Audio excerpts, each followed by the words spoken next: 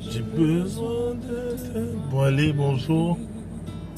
Bonjour Nanouchka, bonjour.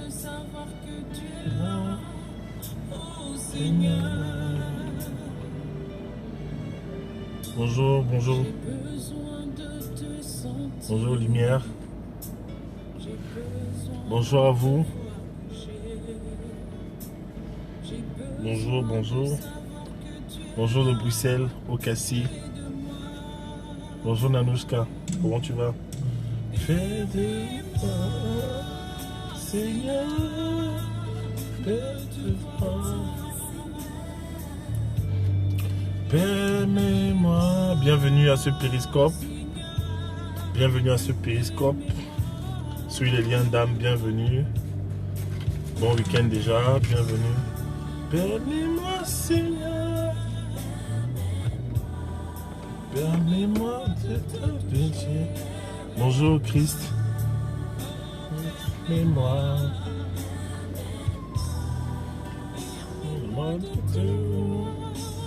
Bonjour Bettina, bienvenue.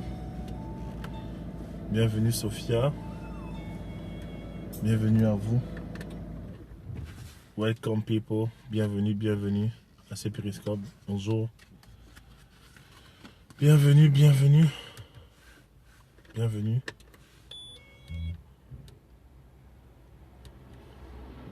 Permets-moi, je vous présente, j'en profite pour vous présenter l'album de Amandia Grace, une chantre de l'Éternel, hyper ointe, vraiment son album, et c'est une pure merveille. Jésus règne, Jésus règne. Cet album, en fait, je le passe tout le temps dans la voiture avec ma femme et à la maison parfois, ça nous bénit beaucoup, c'est rempli d'encouragement prophétique, c'est puissant en fait, c'est puissant, franchement c'est un album avec 7 titres. Amandia Grace, super album franchement, super album. Elle allait en Côte d'Ivoire le présenter récemment, c'était un succès là-bas, voilà. Bonjour Bettina, il n'y a pas de souci, porte-toi bien. Que Dieu te bénisse. Voilà.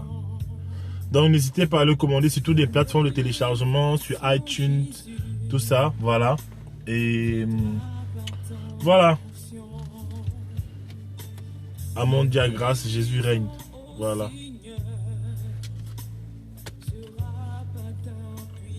Voilà, bonjour à vous, vous qui êtes là.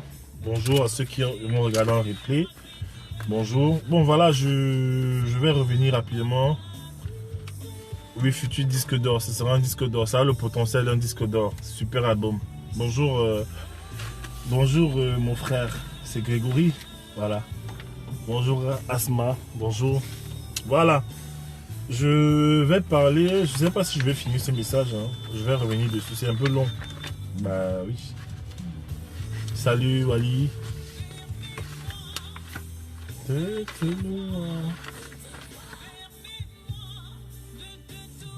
FT avec Jules.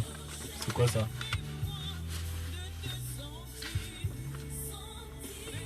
C'est quoi un FT?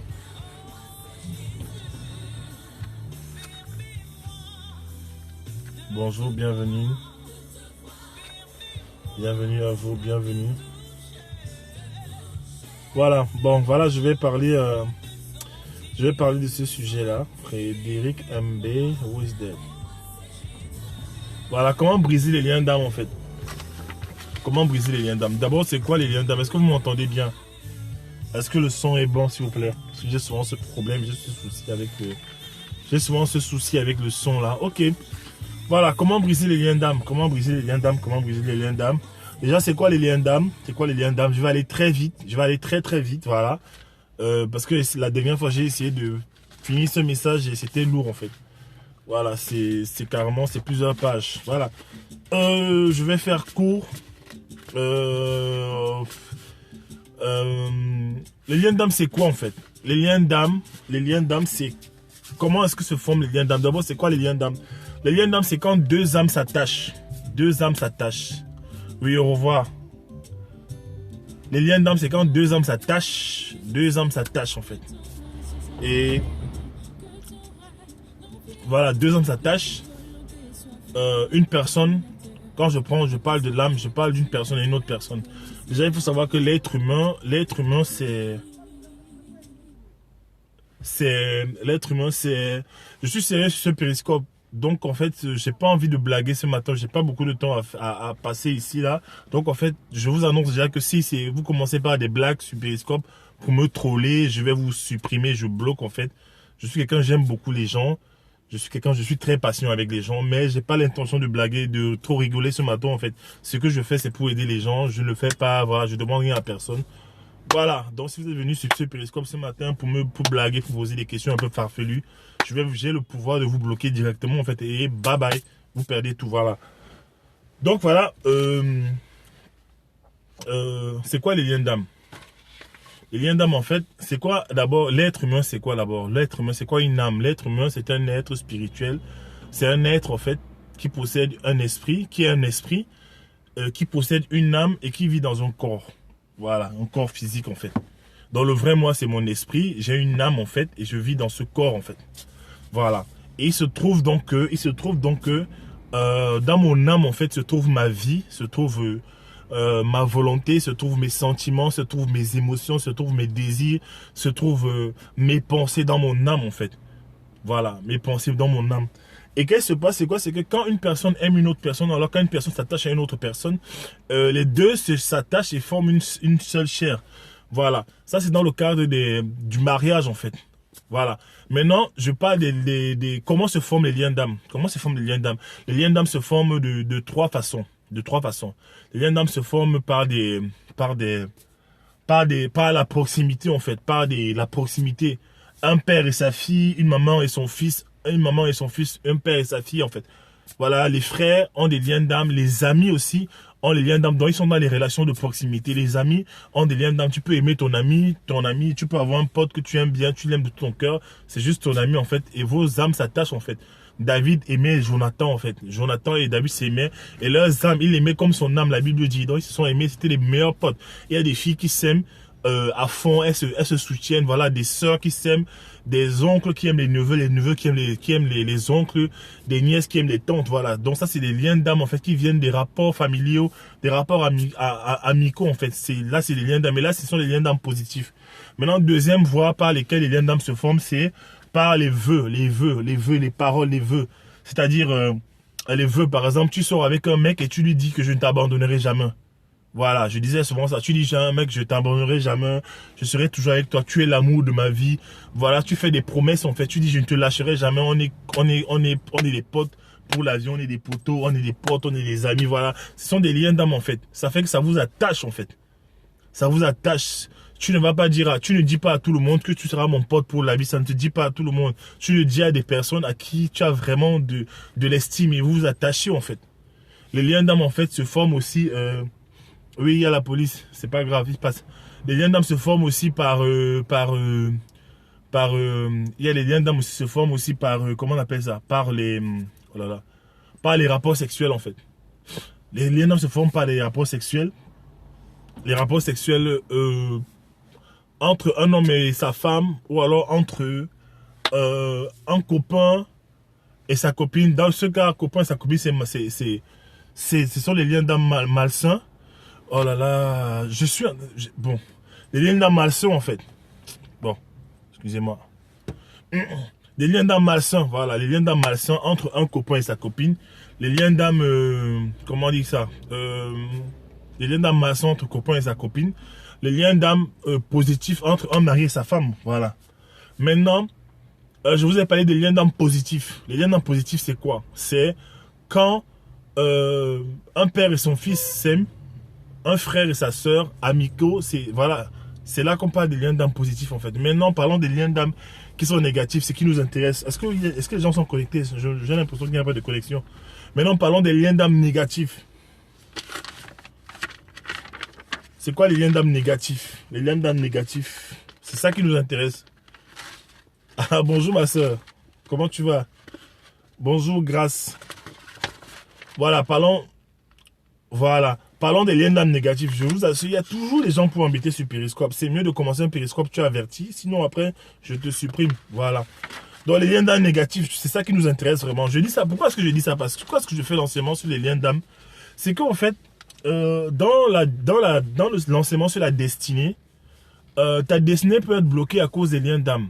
Ta destinée peut être bloquée dans le sens, par exemple, du mariage à cause des liens d'âme. Tu peux vouloir te marier, tu as des bonnes intentions, des bonnes prédispositions, mais Dieu, quand il te regarde dans le ciel, en fait, spirituellement, il voit que tu es marié. Comment ça, tu es marié alors que tu sais déjà le mariage? La Bible dit que celui qui va avec une prostituée devient une seule chair avec elle, en fait. Ça veut dire que il y a des gens, bah on l'a souvent fait avant d'être chrétien, avant d'être sérieux avec le Seigneur. On a souvent eu des copains dans la vie, quoi, les copains, les copines, et nos âmes se sont attachées, en fait. Voilà, les âmes s'attachent.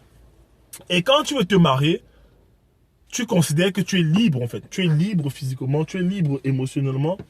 Et ce qui se passe, c'est quoi? C'est que le Seigneur, lui, quand il te regarde, il voit que tu es marié. Comment explique-t-on que tu es marié alors que tu veux te marier?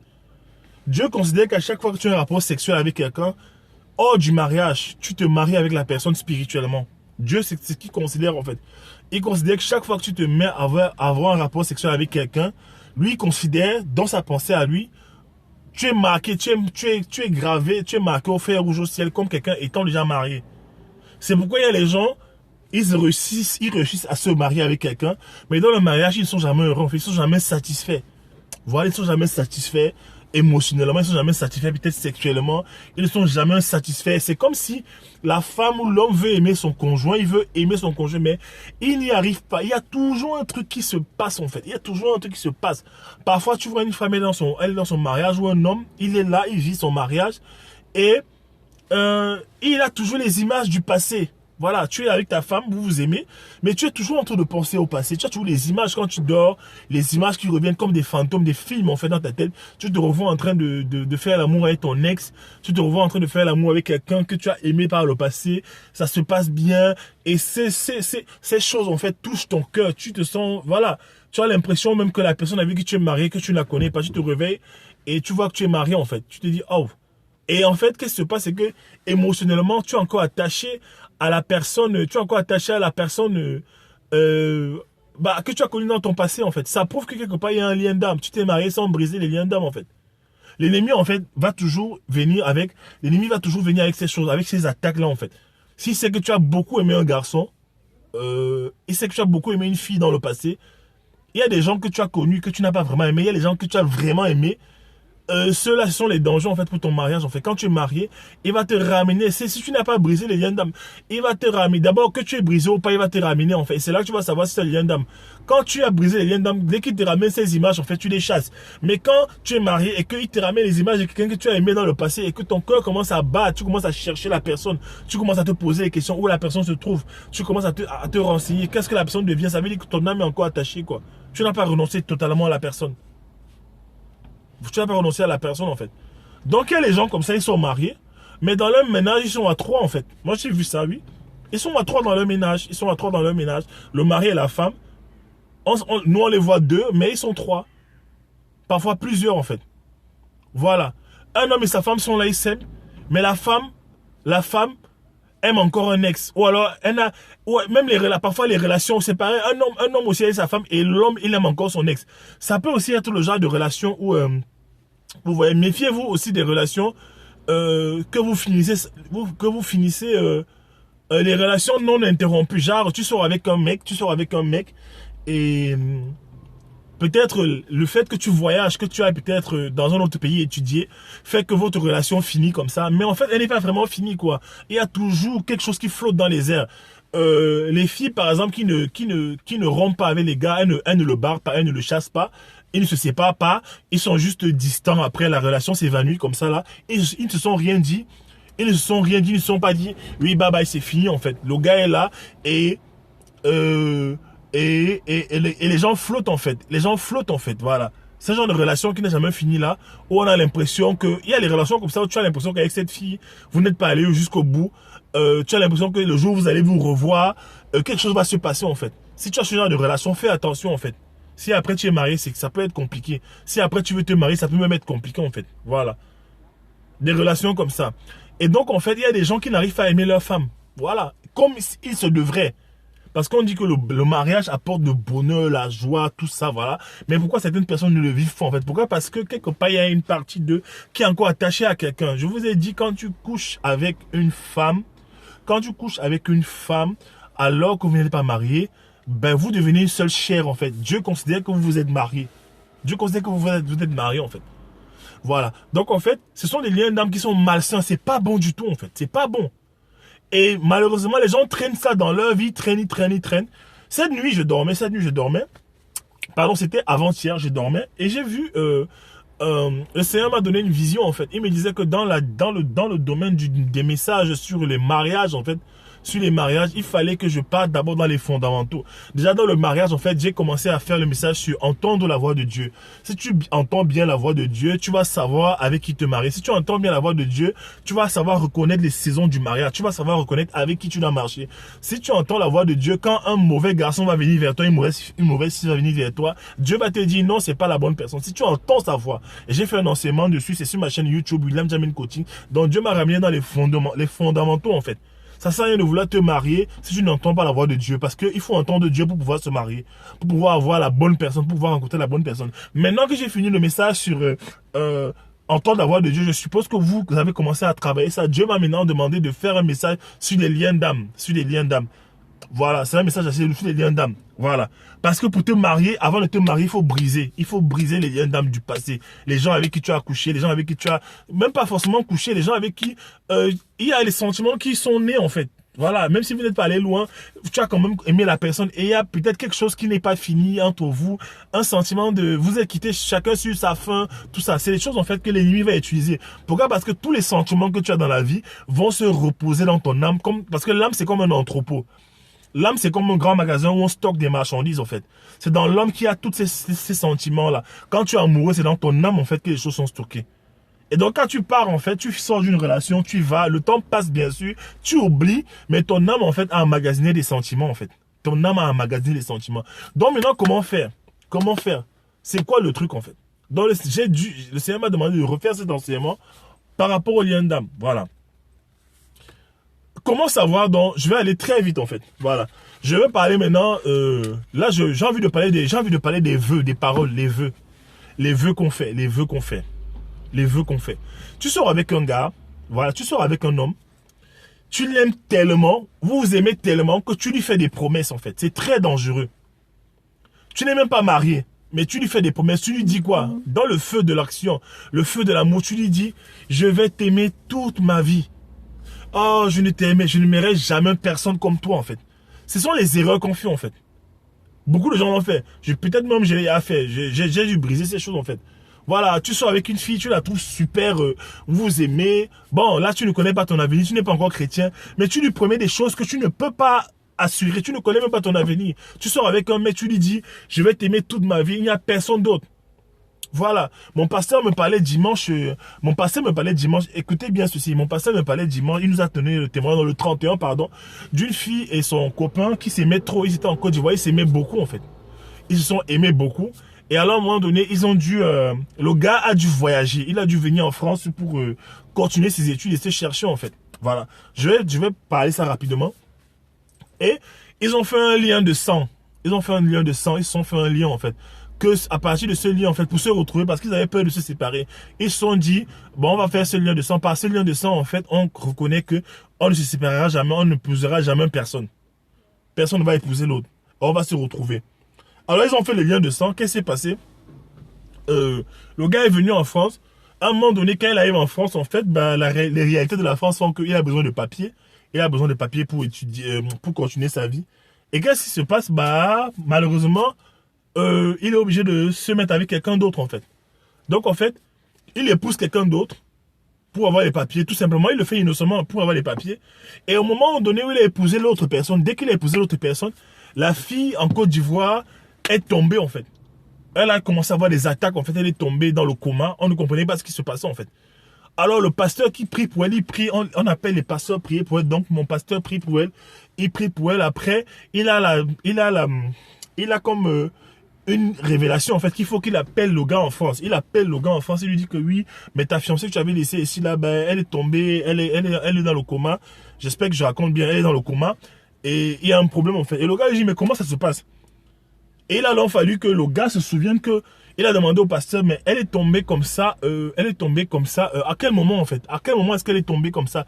Est-ce qu'elle est tombée dans ce coma, elle a été attaquée? Le pasteur lui a dit, il y a 4 heures de temps. Alors 4 heures de temps correspondait à l'heure où exactement le gars était en train de se marier en France. Est-ce que vous entendez? Alors qu'il était en train de se marier en France, dès que c'est marié en France, en fait, la fille est tombée en Côte d'Ivoire. Voilà. Et je crois que par cette parole, en fait, il y a les liens qui ont été brisés par la prière, par l'intervention du Saint-Esprit seulement qui brise les choses, par l'intervention de Jésus-Christ, les choses ont été brisées, voilà. Et quand j'ai écouté ça, ça m'a tellement choqué. Je me suis rendu compte que mais les êtres humains, l'homme, c'est l'ignorance de l'homme qui le tue, en fait. Le diable ne peut rien faire à l'homme tant que l'homme connaît les choses. Le diable siège sur le trône de ton ignorance. Quand tu es dressé, quand tu es quelqu'un qui est ignorant, tu ne te formes pas, tu n'apprends pas la parole. Le diable va te mener, il va t'embrouiller, il va te faire des choses. Voilà. Il pensait que cet acte de sang là, c'était juste un acte banal. Pourtant, c'était un acte qui déliait spirituellement. Vous voyez, donc c'est les paroles de la bouche, les vœux. Je ne me séparerai jamais de toi. Quand tu dis à une fille, tu sors avec un homme, tu lui dis que je ne t'abandonnerai jamais. Sache que tu ne pourras pas te marier. Ça va être compliqué de te marier. Pourquoi? Parce que tu as déjà dit à quelqu'un que tu ne l'abandonneras jamais, en fait. Tu sors d'une relation, tu as promis à quelqu'un de ne jamais l'abandonner, que ce sera l'amour de ta vie, que vous allez vivre ensemble, vous allez mourir ensemble. Dès que la relation se passe mal, tu quittes la personne, tu vas dans une autre relation, ça ne se passe pas bien. Tu vas de relation en relation. Qu'est-ce qui s'est passé? Tu t'es lié par les paroles de ta bouche. Voilà, tu t'es lié par les paroles de ta bouche, en fait. Tu t'es lié, toi-même par les paroles de ta bouche, tu t'es lié, en fait. Tu t'es lié. Tu es comme une gazelle qui s'est fait prendre au piège. Elle était en train de courir dans la forêt et elle s'est fait prendre au piège, en fait. Mais le problème, c'est que le piège, c'est ton propre piège. En fait, tu mets le piège pour piéger les gazelles. Toi-même, tu tombes dans ton piège, en fait. Voilà. Et voilà, vous connaissez l'histoire du film Tanguy, le film Tanguy, c'est un film français que j'ai regardé à ma famille une fois. Un gars, en fait, il a vieilli. Ça, c'est autre chose, un autre exemple, en fait. Un gars vit avec ses parents, mais le mec, il n'arrive jamais à quitter la maison familiale. Il a grandi, il est devenu mature, il ne quitte pas la maison familiale, il est professeur à l'université, il a un bon salaire, il gagne même plus d'argent que ses parents, mais il n'arrive pas à quitter la maison de ses parents, il ne veut pas quitter. On a tout fait, on le prend, on l'amène dans une autre ville, il revient, on lui trouve un appartement, on lui a même acheté un appartement pour qu'il aille vivre là-bas dans un autre quartier. Les parents le déposent chez lui, quand il revient dans la maison, il le trouve à la maison. En fait, ils ont tout fait. Tanguy ne voulait pas partir, en fait, parce que les parents voulaient vivre. Mais le mec, il arrive à 35 ans, 30 ans, 32 ans, je crois, et il ne se marie pas, il ne sort pas de la maison. Il a même des copines, mais il ramène toujours la copine dans la maison de ses parents. Et ses parents sont choqués, ils sont déçus, en fait. Et la mère pleure. À un moment donné, quand elle pleure, elle se rappelle, elle fait un songe, en fait. Elle se rappelle que quand elle était petite, quand le petit Tanguy est né, qu'est-ce qu'elle faisait? Elle a pris le petit Tanguy dans ses bras, elle a dit au petit Tanguy, tu es mon beau bébé, tu vas rester avec nous tout le temps que tu voudras, toute la vie si tu veux. Tu vois? C'est pourquoi je ferai un autre jour, une vidéo sur les paroles de nos bouches. La parole de ta bouche peut bloquer ta vie, en fait. Ça peut apporter la vie comme la mort, en fait. Donc, en fait, la Bible dit que la vie et la mort sont au pouvoir de la langue.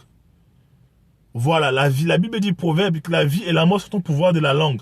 Ça veut dire qu'avec ta bouche, si tu peux décréter les paroles de vie, avec ta bouche aussi, tu peux décréter les paroles de mort. Donc, en fait, elle a dit à son enfant, tu seras toujours avec nous, tu pourras rester avec nous autant que tu voudras. Elle s'est rendue compte que c'est elle qui avait amené son enfant à rester avec eux, en fait. C'est elle qui avait décrété les paroles sur sa vie. Et ce film, c'est un film, je pense que c'est un film très révélateur, en fait. Il y a beaucoup d'enseignements dessus. Voilà. Maintenant, j'avance, en fait. Les gens, voilà, autre chose. Vous voyez vous connaissez le pont des artistes à Paris, là? C'est le pont des artistes, c'est à Paris. Vous connaissez ça? Faites des cœurs, s'il vous plaît. Vous connaissez le pont des artistes, là où on met des cadenas, là, à Paris? Le pont des artistes, là, le pont des arts, pardon, où on met des cadenas à Paris. Le pont des arts où les gens mettent leur nom sur les cadenas à Paris. Est-ce que vous savez que c'est diabolique, en fait? Est-ce que vous savez que c'est diabolique, en fait? Prendre ton nom, graver sur un cadenas, mettre le nom de ta fiancée, et c'est très dangereux. Et attaché sur un pont, Et vous lancez la clé. Et parfois, ils lancent la clé dans la mer, dans le canal, le canal qui passe, en fait. Dans l'eau, en fait. Voilà. C'est quoi? C'est la Seine qui passe. Ils jettent leur truc. Déjà, l'eau, ça représente quoi? Les esprits des eaux. L'esprit des eaux, des sirènes, la mort. Voilà. Vous lancez ça déjà. L'eau représente quoi? L'inconnu. Quand tu lances une clé, tu ne peux plus jamais la retrouver, en fait. Tu ne vas plus jamais la retrouver. Et qu'est-ce qu'ils font? Ils viennent d'abord bloquer leur amour dans un cadenas. Soit disant, ils s'aiment trop. Moi, en tant que photographe, franchement, si tu m'amènes là-bas et pour mettre tes cadenas sur ce pont, moi, je vais d'abord t'enseigner. Je vais te dire non, attention, est-ce que tu sais ce que tu es en train de faire? Tu attaches, tu mets sur le cadenas, ma chérie, je t'aimerai toute ma vie. Tu vas mettre le cadenas sur le pont et tu jettes en fait. Qu'est-ce qui se passe? Déjà, tu jettes ta clé dans l'inconnu. Tu attaches ton cœur dessus. Qu'est-ce qui se passe? Tu es en train de bloquer ton amour, en fait, ta vie. Pourquoi est-ce qu'on s'étonne que le taux de divorce est élevé en France? 50, on dit 53,4%. Les derniers chiffres, en fait, en France, le taux de divorce, 53,4%, en fait. C'est-à-dire qu'on a pris le nombre, le nombre total de mariés par rapport à la population française multiplié par 100. Ça veut dire qu'en fait, la moitié des gens qui se marient divorcent en fait. Pourquoi on fait tant de divorces? Ça, ce sont que les chiffres en France. Je ne vous parle même pas des États-Unis. Et je ne vous parle même pas des chiffres dans les milieux chrétiens parce qu'il paraît que les chrétiens divorcent plus en fait. Ils ont Jésus-Christ, ils ont le Saint-Esprit, mais ils divorcent plus. Pourquoi en fait? Parce qu'il y a ces choses qui ont été méprisées, cette ignorance en fait. Tu ne peux pas mettre un nom, tu peux pas mettre ton nom sur un cadenas et tu attaches ça sur un pont inconnu et tu lances la clé. Ça n'a pas de sens, c'est très diabolique en fait. Voilà, je passais dessus. Ça, c'est encore les vœux. Maintenant, j'ai parlé des vœux, les liens d'âme par rapport aux vœux, toutes ces paroles de leur bouche. Maintenant, je reviens sur les liens d'âme par rapport au rapport sexuel. Sache que, homme, si tu as couché dans ta vie avec 20 garçons, avec 20 filles, femme, si tu as couché avec 20 garçons, homme, si tu as couché avec 20 garçons, sache que tu es marié avec 20 personnes.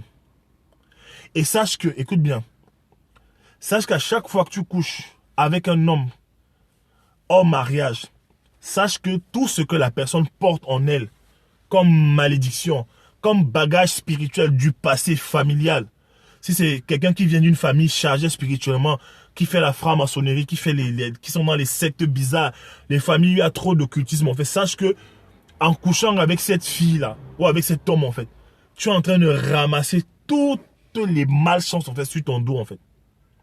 C'est pourquoi il y a les gens, ils disent que après avoir couché avec une fille, leur vie a commencé à descendre, a commencé à connaître une descente, une chute infernale en fait. Il y a des exemples comme ça là. Il y a des exemples comme ça. Il y a des gens qui sont dynamités dans la famille. Les familles où il n'y a que les dérèglements, voilà, la sorcellerie, tout ça. Tu couches avec une fille de cette famille ou un gars de cette famille, tout ce qui se passe dans ta vie se gâte. Voilà. Moi, il m'est arrivé dans le passé, j'étais pas encore chrétien, d'avoir connu quelqu'un, voilà. Et je vous assure, la plupart des choses en fait que j'entreprenais, c'était des échecs. Échecs sur échecs, échecs. Je ne comprenais pas en fait ce qui se passait. Je n'étais jamais en paix. Voilà, il y a des gens comme ça là. C'est pas parfois de leur faute, c'est qu'ils sont chargés spirituellement. Pourquoi? Parce que le péché et l'iniquité des pères, ça vient tomber sur les enfants en fait. Donc un enfant peut être là gentil, tranquille, tout beau, innocent, mais en fait il porte en lui les germes de la destruction. Et tu viens avoir un rapport avec lui gratuit comme ça. Les gens se disent que, les gens pensent que oui, je vais à une fête, voilà, j'ai juste un moment de plaisir comme ça avec une fille. On appelle ça les one shot là, les one night shot. C'est-à-dire que juste une relation d'un soir comme ça là, ben, une relation d'un soir, tu ramasses en fait des malchances en fait. Et les gens avancent avec ça. Le transfert d'iniquité, voilà. Il y avait le transfert d'iniquité sur une fille ou sur un mec, tu vas avoir des rapports avec lui. Tu vas récupérer tout ce que sa famille a déposé sur lui comme iniquité en fait. Tu vas déposer toutes ces choses en fait dans sa vie. Tu vas déposer toutes ces choses et tu es bloqué en fait. Voilà. Donc, voilà. C'est pour ça qu'on demande aux gens de ne pas avoir de rapport sexuel avant le mariage. C'est pas normal. C'est pas Miles Monroe disait que avoir des rapports sexuels avant le mariage, ça crée des dommages psychologiques en fait, que la société ne connaît pas.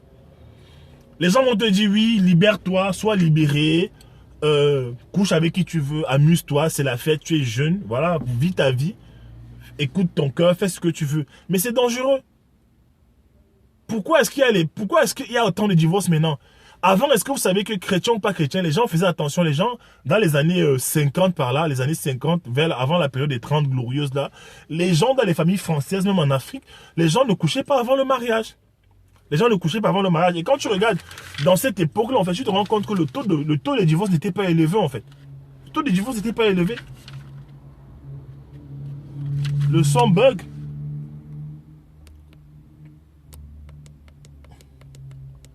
Le son bug, ça va le son?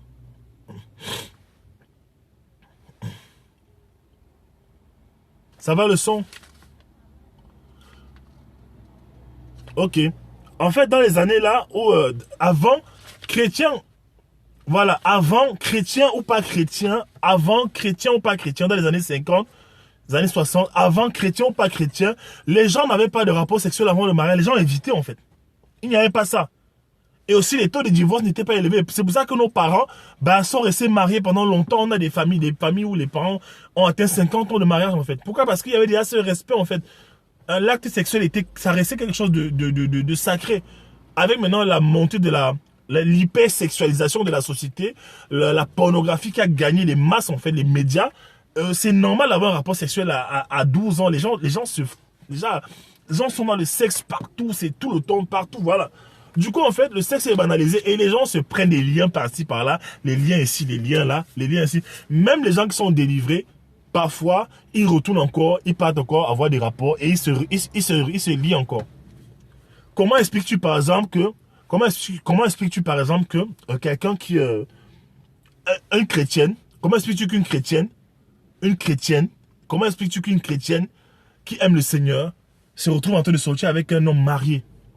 Comment expliques-tu qu'un chrétien sort avec une femme mariée? Comment expliques-tu qu'un chrétien qui connaît la parole se met à avoir des rapports sexuels hors mariage? Comment expliques-tu ça? Quelque part, il y a des liens d'âme qui ont même fait naître en une vie de péché en la personne, en fait. C'est-à-dire que le péché, là, la semence est là. C'est là. Voilà. Maintenant, comment reconnaître que tu as les liens d'âme? Je vais aller très vite.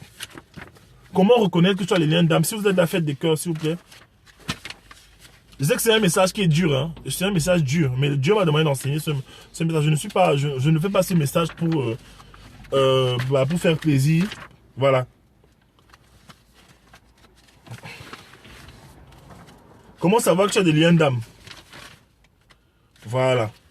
C'est pour ça qu'on demande à la jeunesse de se sanctifier, de faire attention au plaisir de la jeunesse.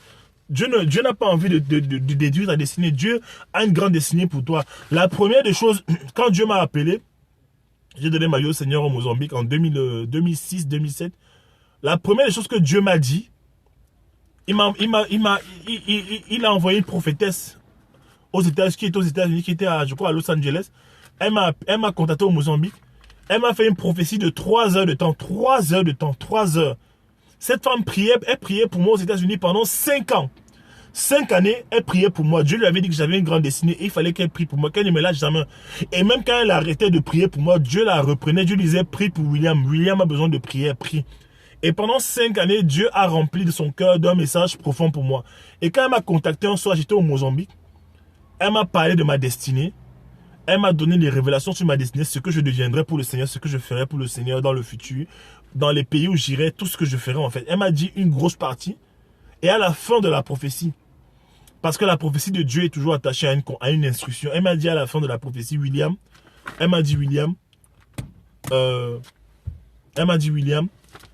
éloigne-toi de l'impudicité. Elle m'a dit mot pour mot. Et le Seigneur lui avait demandé de me dire de façon crue. Pardon. Le Seigneur lui avait dit de me parler de façon crue, appeler un chat par son nom, d'attacher mon pénis. Voilà, le Saint-Esprit lui avait dit ça. Je suis là, je vous dis la vérité, je n'invente rien. Le Saint-Esprit lui avait dit à William, elle lui a dit, Dieu m'a dit de te parler véridiquement. Attache ton pénis si tu veux que la gloire de Dieu se manifeste dans ta vie, les promesses de Dieu se manifestent en fait. Quand elle m'a dit ça, qu'est-ce qui s'est passé? J'ai pris ça au sérieux. Mais la prophétie était tellement glorieuse. Tu imagines, le Seigneur vient, il te parle de ta vie, tu es content, tu te rends compte que tu n'es pas une erreur, que tu vas aller loin, tu es content, waouh! Mais seulement une semaine après d'avoir reçu la prophétie, Ben, ton gars, il est parti, j'ai recommencé, voilà, tu es basketteur à l'étranger, il y a les femmes, j'ai recommencé ma vie. Je venais juste de... Je n'avais même pas encore donné ma vie au Seigneur, en fait. Je venais, je n'avais pas encore fait la prière du salut, en fait. Donc, la semaine, là, je m'en vais, je recommence ma vie avec une fille, là, voilà, voilà. Et Dieu est fort, hein. Alors que le Seigneur m'a vu, en fait, il n'a rien fait. J'ai attendu, j'ai fait un rêve une nuit où je vois comment... Je vois une femme en or, une statuette en or, en fait, qui vient, qui vole toutes mes bénédictions et je me mets à pleurer, en fait. Et je vois des gens qui prient pour moi, qui intercèdent, ils prient pour moi. Et finalement, la statuette vient briser, vient lâcher toutes mes bénédictions et je récupère mes bénédictions, en fait. Et Jésus, je vois Jésus qui me dit, ta foi t'a sauvé. Je me réveille, je suis au ciel avec des anges, en fait, qui chantent. Je suis avec eux. Et je me réveille, je n'ai plus jamais pu chanter cette chanson. Et donc, en fait, je contacte la prophétesse, je raconte le rêve que j'ai fait. Elle me dit que je sais que tu as recommencé la vie que le Seigneur t'avait demandé de ne pas recommencer. Tu allais avoir les rapports, machin, tout ça. Mais Dieu te dit ceci. Dieu me dit de te dire que si tu rates ta vie demain, ne l'accuse pas. Si tu rates ta destinée demain, ne l'accuse pas, en fait. Il a voulu changer ta vie. Si tu continues avec les filles, Dieu va te détruire. C'est même pas Dieu. Ta vie va être détruite. Le diable aura une main mise sur ta vie, en fait. Les gens ne savent pas que quand tu as des rapports sexuels avant le mariage, tu vis dans l'impudicité, la fornication, la masturbation, toutes ces choses, en fait. Le diable a une main mise sur ta vie. Le diable peut détruire ta vie, en fait. Les gens se disent que oui, ils sont chrétiens, ils font semblant à l'église, là, ils prient, mais pas en semaine, ils partent coucher, ils partent faire se masturber, regarder des choses bizarres, en fait. Quand tu fais ça, le diable a une main mise sur ta vie. Donc, j'ai arrêté cette vie-là. C'était pas facile. C'était pas facile. J'ai arrêté cette vie, mais c'était pas facile du tout. Et voilà. J'ai avancé. Donc, comment savoir? Donc, en fait, je vais te faire comprendre que les rapports sexuels ont un lien direct avec ta destinée. Chaque fois dans la Bible qu'on voulait assujettir un peuple, on voulait empêcher un peuple d'avancer. Le peuple d'Israël, quand on voulait empêcher au peuple d'Israël d'avancer, qu'est-ce qu'on a fait? On a poussé le peuple à tomber dans l'impudicité, dans le sexe en fait. L'ivrognerie, l'impudicité, l'idolâtrie. Quand le diable veut t'empêcher d'accomplir ta destinée, qu'est-ce qu'il fait? Quand il veut t'empêcher d'accomplir ta destinée, qu'est-ce qu'il fait? Il t'amène dans les péchés sexuels. Et toi, je te dis que non, oui, Dieu ne va pas m'en tenir rigueur. Il n'y a pas de problème, je vais juste le faire, voilà, comme ça, Dieu est amour, Dieu pardonne. Ok, tu vas le faire, Dieu pardonne, mais il y a les conséquences. Oui. Et sache que si tu passes ton temps à désobéir à Dieu, parce que la grâce, on dit que la Bible dit que là où le péché abonde, la grâce surabonde, d'accord. Si je te dis ça, que oui, tu peux avoir des rapports, faire tes trucs et que Dieu va toujours te pardonner, sache qu'à un moment donné, Dieu ne va plus parler en fait. Il faut savoir ça, Dieu ne va plus parler à un moment donné. Et si tu atteins ce niveau-là où Dieu ne parle plus, ça veut dire que tu es dans la volonté permissive de Dieu. Et si tu es dans la volonté permissive de Dieu, sache que c'est dangereux. Tu es dans une zone de danger en fait, où l'ennemi peut te cribler en fait. Voilà. Parce que la jeunesse aujourd'hui, ça c'est un message que la jeunesse a besoin d'être sanctifiée. Aujourd'hui, trop de chrétiens sont dans le péché sexuel. Trop de chrétiens, il faut qu'on arrête ça. Il faut arrêter ça. Après, les gens se plaignent qu'ils ne sont pas bénis, ils ne sont pas mariés en fait. Tu veux te marier avec quelqu'un, tu demandes le mariage partout, tu pleures, mais c'est toi qui couches en cachette. Tu veux te marier, tu te plains partout que oui, tu n'arrives pas à trouver le mariage, mais c'est toi qui couches en cachette. Tu vas à des fêtes, tu couches. Voilà. Parfois, tu vas dans Paris, tu vois des chrétiens, ils sont chrétiens, ils sont à l'église le dimanche, mais tu les vois, ils s'embrassent dans les coins des Châtelet là-bas. Tu vas au pont.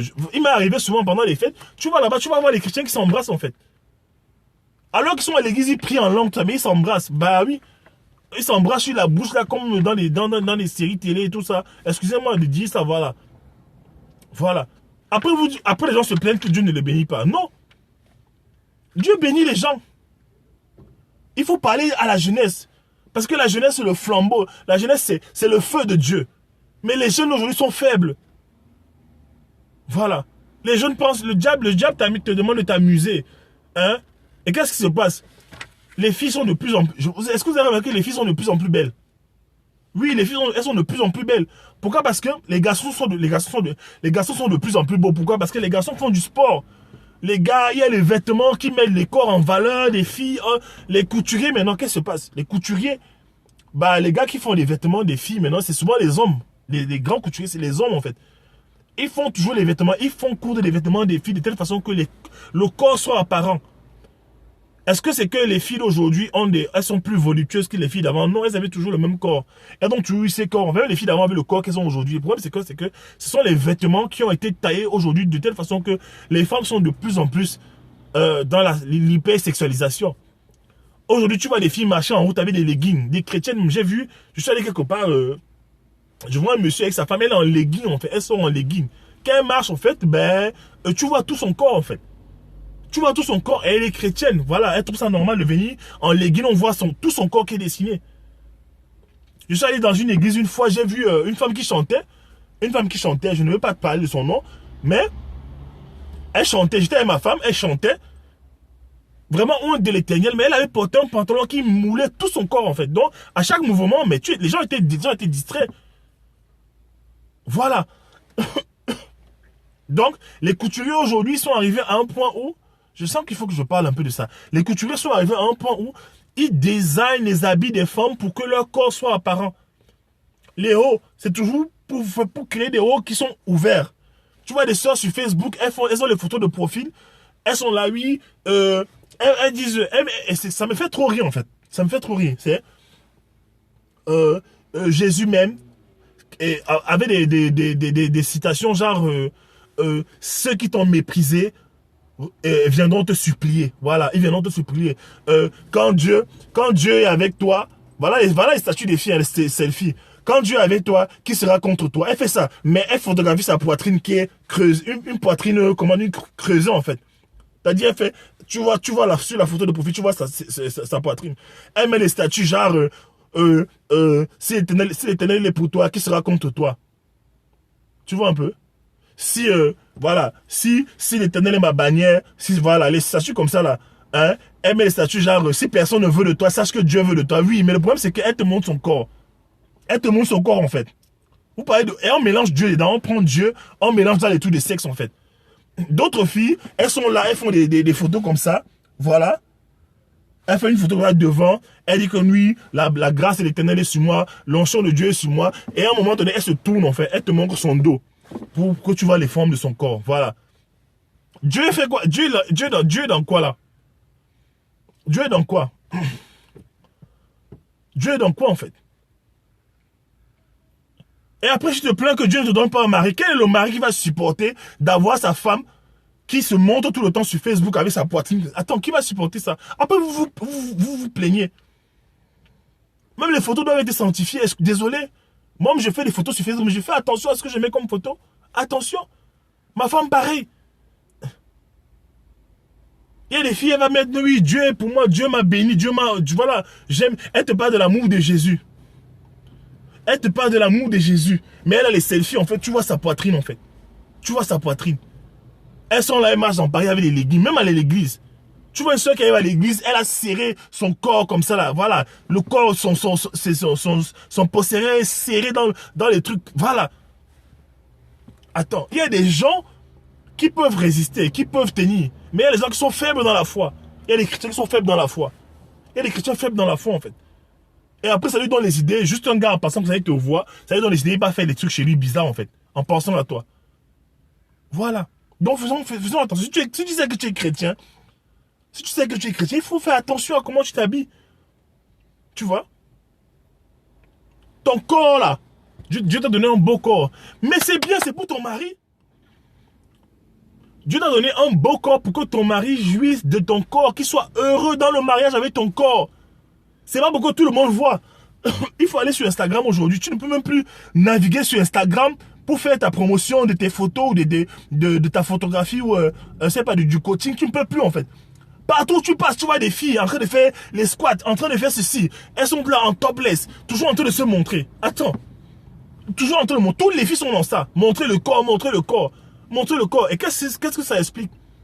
Ça explique que ta valeur est cachée dans ton corps. Ta valeur est dans ton corps. Ta valeur est dans ton corps. Et je vous assure, la plupart des gens qui font ça, ils sont possédés par un esprit de sirène. Oui. Les filles sont toujours en train de montrer leur corps là. C'est les esprits de sirène en fait. Tu es chrétienne, mais tu es possédé par l'esprit des eaux. L'esprit des eaux qui t'amène toujours à te dénuder. C'est un esprit très fort. Mais il n'est pas plus fort que Jésus. Jésus qui a vaincu toute chose. Cet esprit-là t'amène à t'exposer, à attirer les garçons. Toujours à te montrer en fait. Toujours à te montrer. Hein? à vouloir faire les yeux doux, à parler de façon mielleuse aux gens. À l'église, tu es là, tu parles aux gens de façon mielleuse. Tu roules les yeux comme ça, comme des citrouilles. Tu fais genre, tu séduis tout le temps. Tu séduis les gens, esprit de sirène. Il y a les gens comme ça, ils sont chrétiens, mais ils ont ça. Quand elle te parle, elle te dit bonjour, c'est bonjour. Toujours dans l'excitation. C'est toujours dans la sensualisation, l'hyper-sensualisation. Voilà. Esprit de sirène des eaux. Tu as ça, ça se voit que tu as ça. Et ces gens-là, quand tu dis, tu l'appelles, tu dis que tu as l'esprit des sirènes des eaux. Si jamais vous êtes ensemble, tu es en train de lui parler, tu dis que tu as l'esprit, elle refuse, tu dis, esprit des sirènes des eaux libres. Tu vas voir la manifestation, comment il va commencer à bouger là. Voilà. Quand tu vois une femme qui est toujours en train de, même les hommes, tu vois un homme qui est là, un frère qui est toujours en train de porter des hauts moulants, les frères. Un frère qui croit en Dieu, il porte tous les hauts très près du corps. Moi, je porte les hauts moulants, mais c'est dans mes chemises, excusez-moi, dans mes chemises. Vous n'allez jamais me voir montrer mon anatomie. Voilà. Mais les gars, les frères qui portent des jeans avec les hauts moulants, là, on voit les biceps. Les biceps qui sont les épaules, là, les pectoraux, là. On voit comment le ventre est plat, les abdos. Ça, c'est pourquoi? C'est pour attirer les sœurs. Il y a des frères qui ont les esprits des sirènes. Voilà. Je suis allé une fois à un mariage. Je suis allé à l'église il y a 2 ans, l'année passée, le 31. Je suis assis à une table avec ma femme. Je vois un frère d'une église qui est marié. Un frère qui est marié. Un frère qui est marié avec les enfants. Il est en train de regarder ma femme en fait. Et je vois qu'il est en train de regarder ma femme. Il regarde ma femme, il lui fait les yeux. Ma femme n'a pas vu. Après, j'ai attiré son attention.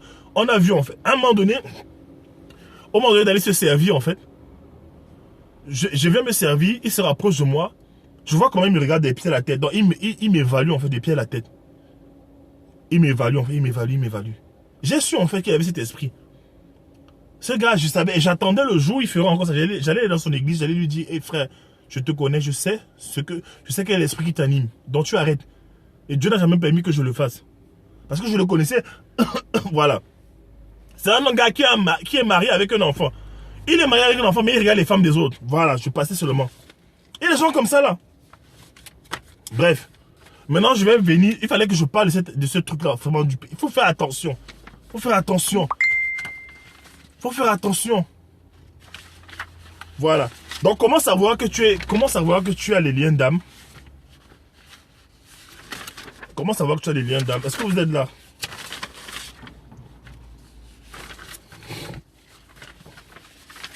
Comment savoir que tu as des liens d'âme? Il y a des étapes simples. Comment savoir que tu as des liens d'âme ou quelqu'un a des liens d'âme? Voilà. Première étape,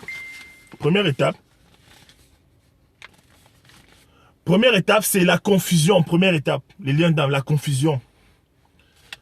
Première étape, c'est la confusion. Celui qui a des liens d'âme vit dans la confusion. Je vais lire ça littéralement parce que j'ai pris beaucoup de temps pour taper ça. Celui qui a des liens d'âme vit dans la confusion. Tu es dans la confusion en fait. Ton raisonnement est troublé quand tu es dans les liens d'âme. C'est pour ça que les gens qui sont dans les liens d'âme, ils font des choses que tu ne comprends pas. Les gens qui sont dans les liens d'âme, ils savent qu'ils ne doivent pas être avec telle personne, mais ils sont là. Ils sont comme s'ils sont bêtes en fait. Je n'insulte pas quelqu'un, excusez-moi. Mais ils sont comme s'ils sont bêtes. Ils sont comme s'ils sont devenus bêtes en fait. Ils sont comme s'ils ont perdu la raison. Donc il y a la confusion. Son esprit lui dit une chose et son âme lui en dit une autre. Son esprit lui dit, il ne faut pas aimer cet homme. Il est marié à quelqu'un d'autre. C'est son esprit qui est connecté à l'esprit de Dieu qui lui dit ça. Son âme vient maintenant. Son âme prend le dessus. Son âme lui dit,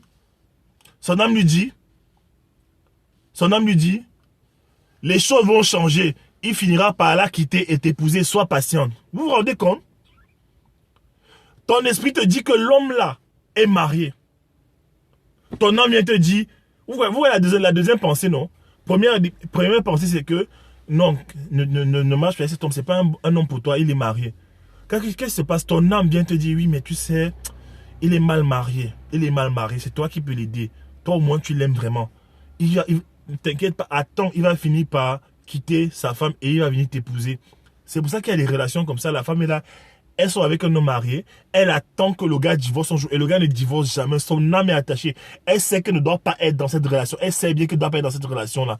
Mais elle semble ne pas pouvoir sortir de là. Pourquoi? Parce que le sexe est engagé, les émotions sont engagées, son âme est liée. Et là maintenant, elle ne marche plus par l'esprit. Galates 5, verset 16 dit que marchez par l'esprit, vous n'accomplirez pas les désirs de la chair.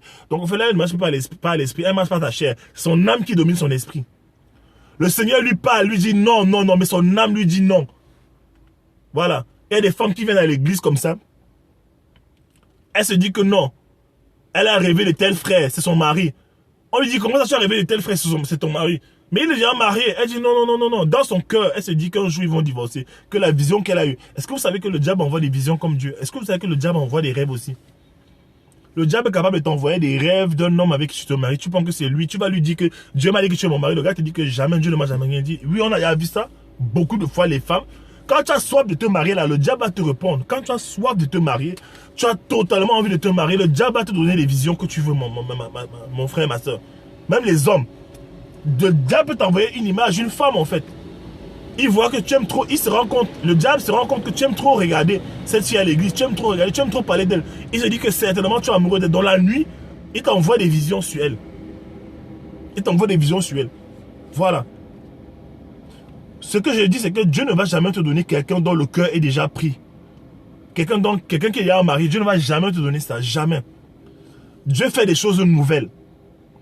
Il ne va même jamais te donner même quelqu'un qui est déjà dans une relation avec quelqu'un d'autre. Il ne va jamais faire ça. Ne dis pas que tu es fiancé, une fille est fiancée, ou alors une fille est fiancée avec son fiancé. Toi aussi, tu n'es pas fiancé. Tu te dis, bah, ils sont pas mariés. Moi, je vais attaquer, ils sont pas mariés. Est-ce qu'il y a des gens qui disent que oui, est-ce qu'il a passé la bague au doigt? Attends. Attends. Le Seigneur va te donner la personne, alors le Seigneur va aller briser un cœur pour venir te donner. Ça, c'est le diable. Quand tu penses déjà, c'est que tu es possédé, en fait. Quand tu penses déjà comme ça, c'est que tu es possédé. Tu es dans un stade de possession. Voilà. Autre chose, c'est que la confusion ici fait qu'on connaît la vérité, mais l'âme est tellement attachée que la personne commence à se faire des films, à se mentir et à déformer la réalité. Tu commences à te faire des films. Voilà. Tu sais que Dieu ne veut pas que tu épouses cette personne, mais ton âme te convainc que tout est possible à celui qui croit. Voilà, tout est possible à celui qui croit. Il y a des gens même qui vont chercher des versets bibliques dans la Bible pour soutenir le fait qu'ils doivent vivre dans le péché. Il y a des gens comme ça là. Quand ils veulent vivre dans le péché, ils vont chercher les versets bibliques, ils vont aller chercher les versets, les références bibliques, fouiller la Bible. C'est là qu'ils savent lire la Bible pour soutenir leur situation, pour dire que non, quand même, le cœur c'est le cœur. D'autres vont dire que oui, le cœur ne choisit pas, que j'ai seulement reçu une flèche comme ça, l'amour c'est l'amour. Non, quand tu commences à être amoureux de quelqu'un, ça a été prouvé. Ton cœur glisse, tu vois comment ton cœur glisse. Quand les sentiments commencent à naître, tu peux arrêter. C'est qu'à un niveau, quand la chair prend le dessus, quand tu aimes quelqu'un follement et que tu te convaincs puisque ta chair a pris le dessus, parce que ton esprit, quand tu marches par l'esprit, tu peux calmer l'amour, tu peux dire, hé, attention. Ici, la personne fait passer les sentiments avant tout. Or, il faut savoir que les sentiments sont menteurs et trompeurs. L'ennemi va nourrir l'âme en injectant des sentiments contradictoires à la parole de Dieu. L'ennemi va te remplir des paroles. Voilà. Basseur Karambiri disait que les sentiments mentent, les sentiments mentent. Et on ne base pas un mariage sur les sentiments, on ne base rien sur les sentiments. Les sentiments sont trompeurs. Tu peux sentir quelque chose maintenant pour quelqu'un et après tu ne sens plus. C'est comme c'est la chimie en fait. Ce sont les réactions chimiques en fait. Tu ne peux pas baser ta vie sur des réactions chimiques. Voilà. Vous connaissez le chanteur, voilà. Vous connaissez le chanteur Mika Samplé. Il chante Desperate People. Hein? Desperate people do desperate things. Il dit que les gens désespérés font des choses qui sont désespérées. Les gens désespérés font des choses désespérées. Quand tu es désespéré, ben, quand tu vois une femme ou un homme qui est désespéré, il est capable de faire n'importe quoi. Même un chrétien désespéré, une femme désespérée, elle aime le Seigneur, mais elle est capable de faire n'importe quoi. Elle peut se retrouver là chez elle, elle est désespérée, seulement ta tête, ça ne va pas. Elle se met à sortir avec n'importe qui, alors qu'elle connaît Dieu. Et dans sa tête, elle se dit qu'elle va venir prier, après Dieu va pardonner. Oui, c'est pour ça que les chrétiens sont bloqués. Je parle de ça parce que je sais, je reçois des gens. Les gens m'appellent, je sais ça. Je n'ai pas envie de vous cacher. Les gens vivent des choses terribles en fait. Les enfants de Dieu ou appelés de Dieu pour les grandes destinées, ils se retrouvent dans des choses terribles. Et c'est pour ça que les païens disent que nous, les chrétiens, on est faibles. Il n'y a pas le feu en nous, on ne porte pas l'onction. Vous, voilà. Et c'est comme ça que tu gaspilles l'onction. Est-ce que c'est que quand tu passes ton temps à faire des choses bizarres, l'onction de Dieu, tu peux gaspiller l'onction de Dieu? Dieu peut te... ça tombe. Ça tombe comme ça. Tu vas coucher avec une femme, l'onction tombe. Voilà. Deuxième élément, le sentiment d'être misérable. Voilà, quand tu es dans les liens d'âme, tu es misérable. J'ai dit le premier truc, c'est la confusion. Deuxième sentiment, c'est que tu te sens misérable. Misérable, tu te sens misérable. Aussi longtemps que l'être humain pêche devant Dieu, il se sent misérable, car la vérité en lui crée une lutte qui le désole. Voilà, tu te sens misérable. Tu ressens une grande détresse. l'absence de cette personne que tu aimes te plonge dans une profonde mélancolie, comme si tu perdais tes repères en fait. C'est dangereux quand tu aimes quelqu'un qui n'est pas là, au point où tu ne veux plus manger, tu ne veux plus rien faire, tout ce qui est autour de toi, ça perd de l'intérêt, tu n'arrives plus à te construire, tu n'arrives plus à rien faire, c'est que tu es dans les liens d'âme. Parce que c'est pas comme ça que Dieu a créé le mariage. Même dans le mariage, tu ne dois pas avoir ce genre d'amour que si l'autre n'est pas là, tu es mal en fait. Non, c'est pas comme ça. Là, ça ne va pas. Voilà. Tu te sens dégoûté. Tu te sens dégoûté, mais en même temps, tu es incapable de bouger, de changer, de prendre une décision pour retrouver la paix. Tu te sens dégoûté. Tu sais que dans cette situation, tu es mal. Tu es triste. Tu as envie de... Tu es dégoûté en fait. Mais tu ne peux pas sortir de là. L'angoisse et le désespoir commencent à jalonner ta vie. L'ennemi est en train de jouer, en train de te jouer comme une marionnette. Il est en train de te travailler comme une marionnette. Il te travaille doucement comme une marionnette. Il te tourne. Troisième chose, c'est la tourmente. Tu es tourmenté. Un enfant de Dieu ne doit pas être dans la tourmente, mais les liens d'âme peuvent avoir raison de lui. Voilà. Tu as constamment les images de toi et de cette personne qui reviennent dans ton esprit. En boucle, en boucle. Tu revois les bons moments passés ensemble. Ces pensées te donnent envie d'appeler la personne, de lui écrire, d'aller chercher vers son lieu, d'aller marcher vers son lieu de travail en espérant qu'elle te voie et t'aime de nouveau. Les gens qui sont dans les liens d'âme, qu'est-ce qui se passe? Même si la relation est coupée avec la personne, qu'est-ce qu'ils vont faire? Ils vont être obsédés par les pensées de cette personne. Ils vont aller tourner autour de la personne. Tu vois, tu vas marcher autour, tu vas marcher vers l'immeuble là où le mec travaille. Voilà. Tu vois, tu vas marcher vers l'immeuble. Moi, j'ai connu une fille comme ça là qui était venue au Mozambique devant mon école. Elle a garé sa voiture dehors. Elle tournait là. Elle tourne là. Elle tourne. Elle pleure. Elle tourne. Elle tourne. Elle pleure. Tu la vois, tu te demandes qu'est-ce que tu fais? Elle pleure. Voilà. Donc, tu vas devant son immeuble. Tu vas devant son immeuble. Tu restes là. Tu espères qu'en passant par là, il va te voir et il aura pitié de toi. Donc, tu deviens déjà comme tu deviens comme un petit chien abandonné en fait. Voilà. Tu supplies l'amour. On te jette des petites miettes, on te dit prends ça. Et il y a les mecs qui en profitent. Ils couchent avec toi, ils n'est plus avec toi, ils couchent avec toi. Après, ils te laissent encore. Oui, tu supplies. Les filles qui quittent des garçons, tu quittes un garçon. Tu quittes un garçon. Il t'a créé des problèmes, tu le quittes parce que tu avais raison de le quitter. Après c'est toi qui vas encore tu vas encore supplier l'amour. Il y a ça. Il y a les gens, les filles, elles font les fiers. Mais c'est elles qui vont encore supplier. Tu quittes un garçon parce qu'il est bizarre. Après, tu vas encore l'appeler, tu le supplies, oui, s'il te plaît, excuse-moi. Je vois souvent les photos sur Facebook, je ne sais pas si c'est une blague ou si c'est la réalité. Je vois des filles qui se mettent à genoux par terre, elles proposent au garçon de l'épouser. Elles lui offrent une bague de l'épouser. Ça, c'est des liens d'âme, ça. Et c'est très satanique. C'est à l'homme de mettre le genou par terre pour demander la main d'une femme. Tu es une femme, tu te mets par terre. Aucun respect. Aucun respect. Tu es mon ami, je vais te dire, arrête-moi tout ça. C'est quoi ça? Voilà. Tu vas tout le temps, voilà, tu vas tout le temps dans son lieu de travail. Tu vas même voir ses amis, tu vas écrire à ses amis. Tu vas essayer d'influencer ses amis. Tu vas essayer d'influencer ses amis pour que ses amis aillent parler au gars, pour que le gars te récupère. Ou tu vas essayer les amis pour qu'il aille parler à la fille, pour que la fille te récupère. Moi, j'ai vécu ça dans le sens où j'ai vu quelqu'un qui était dans mon entourage, qui était éprise de quelqu'un, une relation qui est finie depuis au moins 10 ans. La femme t'invite chez elle, elle est contente avec toi, elle te dit oui, comment tu vas, elle te donne à manger, tu sais que tu es venu amicalement par rapport à la famille en fait. Tu viens là, tu t'assois, elle te donne à manger aujourd'hui. Après un autre jour, elle te dit que non, comme tu travailles à côté, viens souvent, tu viens manger, après tu pars. Je me dis bon, tiens, c'est une tata qui m'invite, c'est un tonton, c'est une tata qui m'invite, voilà. Je vais m'asseoir, je mange tranquillement, familièrement. Mais en fait, pendant que je mange à chaque fois, je suis avec elle, je parle, je passe du temps avec elle. Elle ne fait que me raconter l'histoire d'un tonton qu'elle aime. Elle me raconte l'histoire d'un tonton qu'elle aime. Comment le gars l'a trop fait souffrir. En fait, elle vient, elle te fait manger pour que tu aies pitié d'elle. Tu vois un peu? Tu aies pitié d'elle. Et que tu ailles parler à ton oncle en sa faveur. Vous voyez comment les liens d'âme font? Les liens d'âme font que tu deviens un manipulateur. Quand tu as les liens d'âme, tu veux tellement récupérer l'homme, tu deviens un manipulateur. Tu veux manipuler les événements. Tu sais même que lui, il est avec quelqu'un d'autre. Mais tu te dis quand même qu'il va venir, il va avoir pitié de toi, il va venir. Donc tu es là, tu supplies l'amour. Tu es comme un chien qui mange les miettes par terre en fait. Voilà, quatrième chose. Un gépéto. Voilà, tu es là, tu dis, oui, tu sais, il faut parler à ton frère. Hein. Ton frère m'a abandonné. Est-ce que c'est bien? Est-ce qu'on fait comme ça? Il m'a brisé le cœur, il m'a laissé. Tout ça pour que tu ailles voir ton frère. Tu supplies que non, vraiment. Comment tu as aussi laissé la soeur comme ça, tu vois. Pour que tu influences. Ça, c'est les liens d'âme, ça. Dans une relation, quand quelqu'un t'a quitté, on ne supplie pas. Quand tu es au stade où tu supplies quelqu'un à cause de l'amour, c'est diabolique. La Bible dit que ne devez rien à personne si ce n'est de vous aimer. Ne dois rien à personne. Tu dois aimer les gens. Voilà, si tu n'aimes pas quelqu'un, vous êtes dans les relations, si vous n'êtes pas marié et que tu n'aimes pas quelqu'un, libère la personne. Il y a des gens qui te retiennent comme ça sur le plan émotionnel. C'est un garçon. Il ne t'aime pas, mais il te maintient là. Quand tu veux partir, il te maintient. Hein? Il te maintient par le sexe. Quand il voit que tu veux déjà partir, il te maintient par les cadeaux.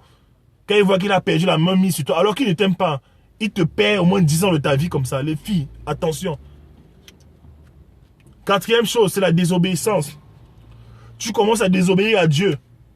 Dieu te demande de quitter cette relation. J'ai fait des vidéos sur quitter. Je vous ai raconté comment j'ai quitté les relations avec douleur. Dieu te demande de quitter la relation. Ton âme est attachée. Tu commences à trouver des arguments pour rester dans la relation. Tu ne veux pas lâcher la personne. Tu ne veux pas lâcher. Tu vois, tu ne veux pas lâcher la personne. On te dit, laisse cette personne. Tu ne veux pas. Tu fais semblant. Tu fais semblant de lâcher la personne. Tu fais semblant. On te dit non. Tu dis que d'accord, je lâche. Mais dans ton cœur, tu ne veux pas. Tu insultes les gens dans ton cœur. Tu te moques des gens. Tu dis non, je ne veux pas. Pourquoi? Parce que dans ta tête, voici un mensonge du diable. Tu as l'impression que personne ne pourra plus jamais t'aimer comme ce gars t'a aimé. Tu as l'impression que tu ne pourras plus jamais trouver quelqu'un. Ça veut dire que autodestruction, tu as une très faible estime personnelle, une mauvaise estime de toi. Il y a des filles, tu la vois, elle est belle, elle est jolie, mais elle se fait maltraiter par un homme. Dans sa tête, c'est pas que d'autres hommes ne la cherchent pas. C'est parce que dans sa tête à elle, son échelle de valeur est bas. Elle a l'impression qu'elle ne vaut rien, malgré qu'elle est belle. Donc, en fait, son problème, c'est à l'extérieur. Elle se regarde dans le miroir, elle voit qu'elle est belle, elle voit que les hommes la veulent. Mais dans son cœur, elle a l'impression qu'elle ne pourra pas avoir une autre personne, en fait. Voilà. Elle est là. Tu t'éloignes même de toute personne qui te... Voilà. Tu t'éloignes même de toute personne qui ne soutient pas ta relation. Voilà. Les gens comme ça, là, les liens d'âme, c'est que quand les gens te disent que tu es dans une mauvaise relation, tu les éloignes. Tu trouves que ce sont les ennemis, en fait. Tu les éloignes de ta vie. Tu deviens agressif lorsqu'on te fait remarquer que tu es dans une relation dysfonctionnelle. Tu deviens agressif. Tout le monde devient ton ennemi. Quand bien même tu quittes la relation avec beaucoup de douleur, tu veux quand même maintenir le lien. Tu veux maintenir le lien quand même. Tu as dit que tu as quitté la relation. Tu as accepté de quitter la relation après beaucoup de douleur. Tu veux quand même maintenir le lien. Comment tu fais? Tu gardes la personne sur Facebook. Tu gardes les contacts téléphoniques de la personne. Tu gardes les SMS, MMS, coups de fil.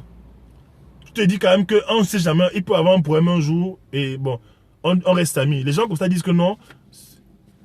Les gens comme ça te disent non, c'est fini entre nous, mais quand même on peut rester amis. Amitié là, c'est pour rebondir en fait. Il espère que dans l'amitié là, vous allez rebondir, tu auras pitié d'elle. Tu vas dans l'amour. En amour, tu ne dois pas te trouver en train de supplier en fait. Quand tu supplies là, c'est que ça va passer dangereux. Tu ne dois pas supplier quelqu'un de t'aimer. Il faut être digne. Tu ne dois pas supplier quelqu'un de t'aimer. C'est malsain ça. Il y a des femmes qui disent que oui, je vais aimer pour nous deux. Il y a des gens comme ça. Tu dis que je ne t'aime plus. Elle te dit non, je vais aimer pour nous deux. Tu vois ça? Ça veut dire que le gars peut faire ce qu'il veut. Il te trompe, il t'abandonne, il revient. Il y a des femmes comme ça là. Le gars vient avec toi. Quand il n'a rien, il est avec toi, il passe du temps avec toi. Dès qu'il est bien, il va voir ailleurs. Quand il est mal là-bas, la vie, on le chasse là-bas, les filles le jettent là-bas, il vient rester avec toi. Lien d'âme. Et tu ne fais que l'accepter en fait, parce que tu trouves que tu ne vaux pas mieux en fait. Voilà. Soi-disant, vous pouvez rester de bons amis. Voilà. Dans ce cas, tu tombes dans la désobéissance. Tu joues dans la désobéissance. Quand tu gardes les SMS de la personne. J'ai vu quelqu'un qui me disait, je me souviens d'une fille qui me disait que oui, il y a un homme qui l'appelle. Elle ne sait pas comment il va faire. Elle ne sait pas comment il va faire. Elle ne sait pas. C'est compliqué. Je lui ai dit, mais comment est-ce que l'homme t'appelle en fait? Elle me dit que non, il continue à m'appeler. Comment je fais? Je lui ai dit que mais il continue à t'appeler parce que. Ben, tu as gardé le contact avec lui en fait. Tu as gardé le contact avec lui. Pourquoi tu as gardé le contact avec lui? Pourquoi il t'appelle? Pour qu'il t'appelle, il faut qu'il ait ton numéro de téléphone. Elle me dit, oui, je lui ai dit que mais si tu ne veux plus de lui, pourquoi tu gardes son numéro de téléphone? Je lui ai dit, mais fasse son numéro de téléphone. Elle me dit, il est capable de venir chez moi. J'ai dit, ok, il est capable de venir chez toi, ok. mais la police est là, non? Tu n'as pas des frères? Tu as des frères, non? Elle me dit oui. Je dis, mais la police est là, non? S'il vient chez toi, est-ce que tu vas ouvrir la porte? Tu fermes la porte, non? Il va sonner, il va sonner. J'ai dit, mais tu appelles la police? Tu appelles la police. Quand c'est fini, c'est fini. Parfois, vous restez dans les relations toxiques parce que vous voulez. Voilà. Donc maintenant, voici la question. Comment briser les liens d'âme pour être épanoui et recevoir le meilleur que Dieu a pour vous? Voici là où c'est important. Comment donc briser, étant donné que j'ai expliqué tout ce que j'avais expliqué, comment faire pour briser les liens d'âme et être épanoui? Voici une prière que tu vas faire. Voici une prière et je vais mettre cet article en fait. Je vais mettre cet article sur.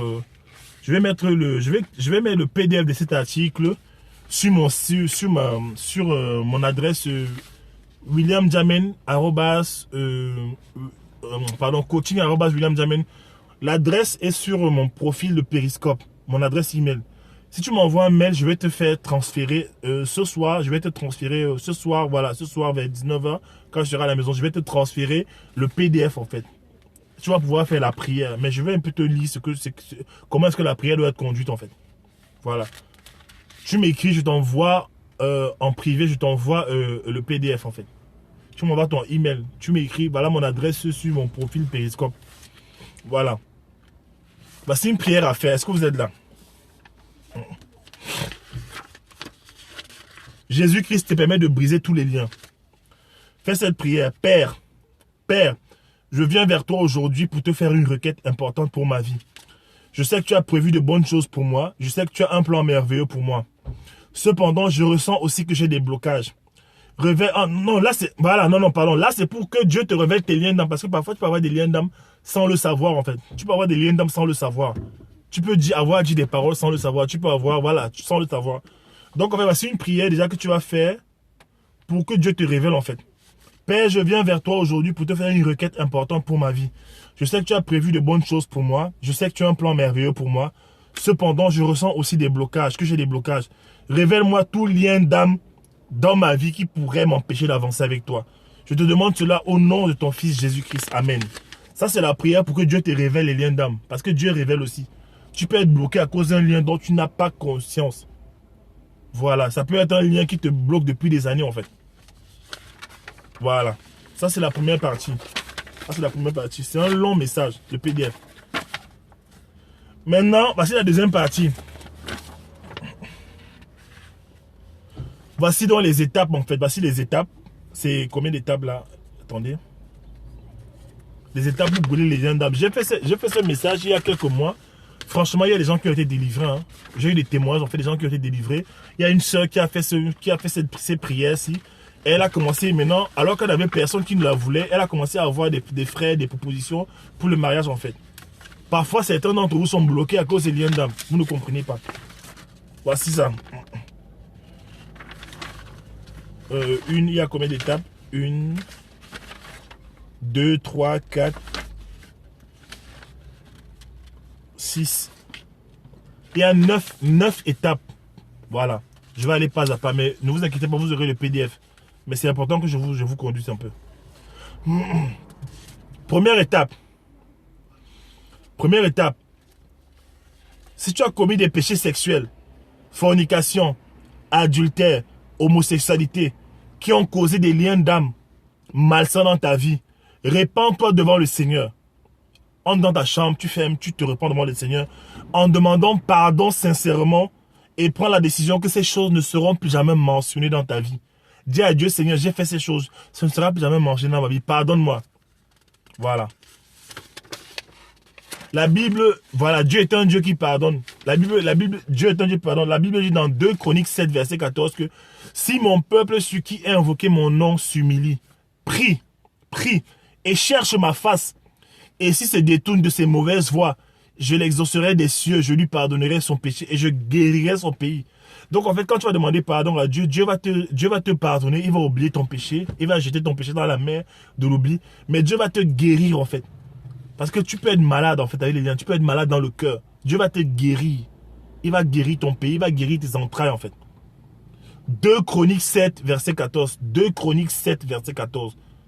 Prenez vraiment ce verset-là. C'est pour vous montrer que Dieu est un Dieu qui exauce les prières, qui est compatissant, qui est miséricordieux. En fait, 2 Chroniques 7, verset 14. Si quelqu'un peut écrire ça sur l'écran. 2 Chroniques 7, verset 14. Voilà. Le péché sexuel est un moyen le plus commun pour créer les mauvais liens. Le péché sexuel, c'est le moyen le plus universel, en fait, pour créer les liens. Chaque fois que tu as eu un rapport sexuel avec un individu hors mariage, tu as eu un lien d'âme avec cette personne. Si tu es marié, voilà. Si tu es marié et que tu allais regarder dehors, sache que tu as déjà amené un lien d'âme dans ton mariage, en fait. Il y a des gens comme ça, ils sont mariés dans le Seigneur. Après, ils partent te regarder dehors. Ils partent te commettre des choses dehors. Là encore, tu allais encore chercher un autre lien d'âme. Et c'est sûr que c'est en train de déranger ton mariage. Voilà, j'ai vu des gens comme ça, là, ils sont dans les mariages, ils ne comprennent pas ce qui se passe. Voilà, ils ne comprennent pas. Alors qu'il y a un des conjoints qui allait faire des choses, en fait. Voilà.